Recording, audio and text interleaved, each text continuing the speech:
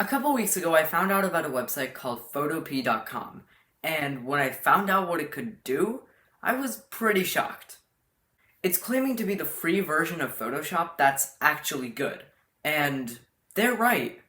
So today, I'm going to give you a few reasons on why Photopea is better than Photoshop, and why you should consider using it.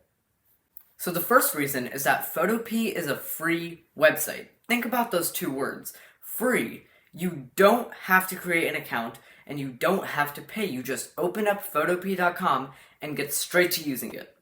And websites, so you can use Photopea on any modern device that supports an internet connection. There's no app to download, at all. So you can use Photopea on your computer, your tablet, your phone, heck, maybe even your fridge.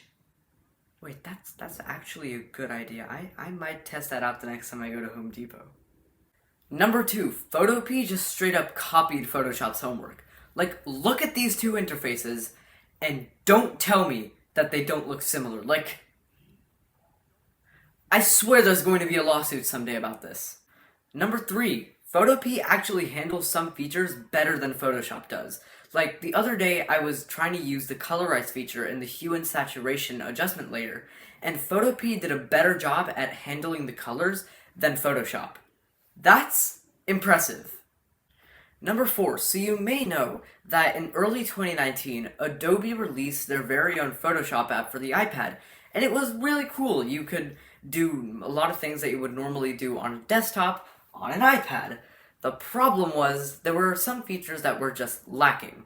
On the desktop version of Photoshop, if you right-clicked on a layer, there would be a button that says Blending Options, which allow you to add things like gradient overlays, drop shadows, and other cool effects. But on the iPad, that wasn't there entirely. That's there on Photopea, which means that Photopea, even as a website, is more powerful than iPad's own Photoshop app. Number 5, Photopea supports a lot of different file types.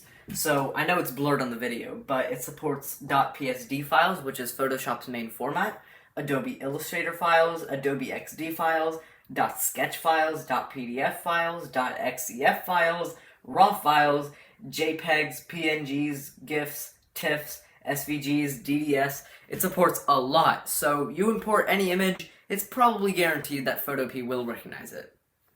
And that's Photopea, so if you want to try it out, head over to Photopea.com, and this is great for beginners. This is people who are trying to learn Photoshop but don't have access to the real deal. So, yeah, I guess that's it for this video. Thank you so much for watching. Please like and subscribe and